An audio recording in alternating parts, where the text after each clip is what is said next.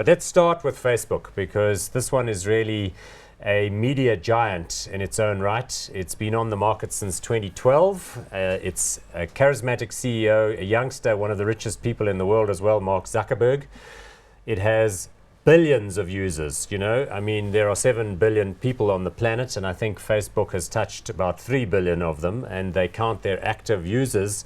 Remember, it's not only the main Facebook application, which is on the web and also on your mobile phone, but it's also Instagram and WhatsApp, which they own, as well as Oculus Rift and a whole lot of other things. Market capitalization is in the first division. They're in the top of the first division, $368.12 billion. Okay, there are a few companies larger than that, but 300 plus puts you in the big league. Price to earnings ratio is 61.76, although of course they've been growing so fast that the earnings numbers are always trailing a little bit. It's not a dividend payer. So business case though for Facebook. I mean, you mentioned that MySpace was the predecessor and then got sort of circled. Do you think that Facebook is now big enough that the network effect means that basically it's unassailable now? People will always go to Facebook. Well, you mentioned, you made an interesting point, right? They've got 1.1 billion daily active users. Daily active users? Daily active users. So that's the unit that they use to measure their daily active users. And of the daily active users, the average person spends 51 minutes per day. I wasn't sure what their latest number was, but that is incredible too. 51 minutes. 51 minutes. There's not, I mean, there can't be very many other things that people spend doing, 51 minutes, maybe commuting or working. Correct. So, I mean, if you analyze time, and if we get philosophical about it and we say time is money, well, then we can say that Facebook owns 1/14 of 1.1 billion people's time or money. And I think it's a pretty good demographic to own as well, because it's people with the internet, people with computers, people with, goods and services that are consuming, high-end consumers. Correct. And I think in the early days, obviously, it was questionable what sort of avenue for monetization they would find. I think advertising is obviously the most obvious, and e-commerce as well. So on that, people used to say, I never click on those banner ads, so then it's a bad business. But it's become much more nuanced, right? In your stream, ads for Nike, ads for Emirates Travel, ads for Visa, talking about things that are going on in the world, cute, fun videos. So the user engagement with the advertisers is better now. It's been an incredibly slow ramp up. So I think in order to not have a deteriorating user experience, they've been very conservative in their ad rollout, and that's been the strategy that they've communicated.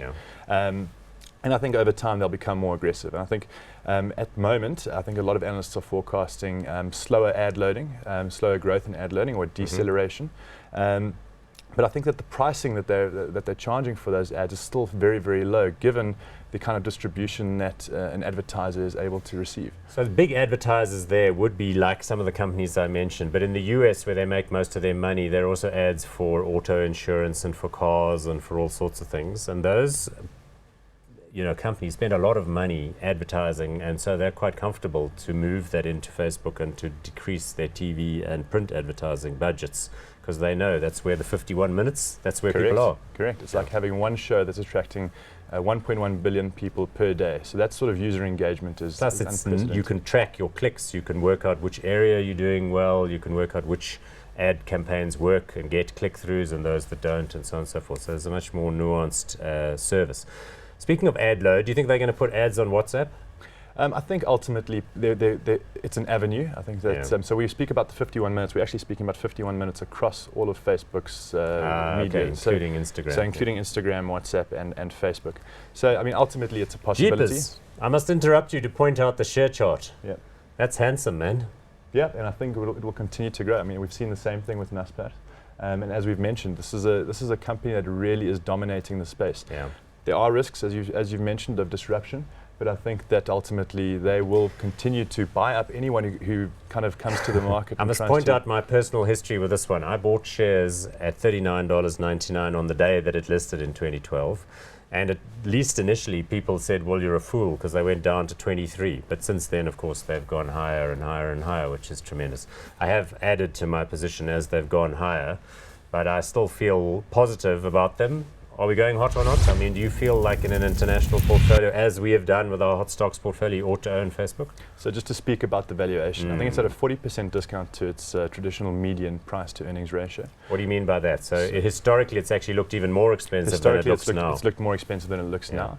I think that there are still a lot of levers that they can pull in order to increase ad load growth and pricing. Especially outside of the US, where average revenue per user is still pretty low. Correct. And then the e-commerce business is a whole new world for them. Yes, yes. What about that? They launched something called Marketplace this week where people can do like sort of classified ads in their immediate environment. Correct. Amongst their friends. And that's obviously a new territory for them. Yeah. And I think gives them a whole new avenue for growth as well.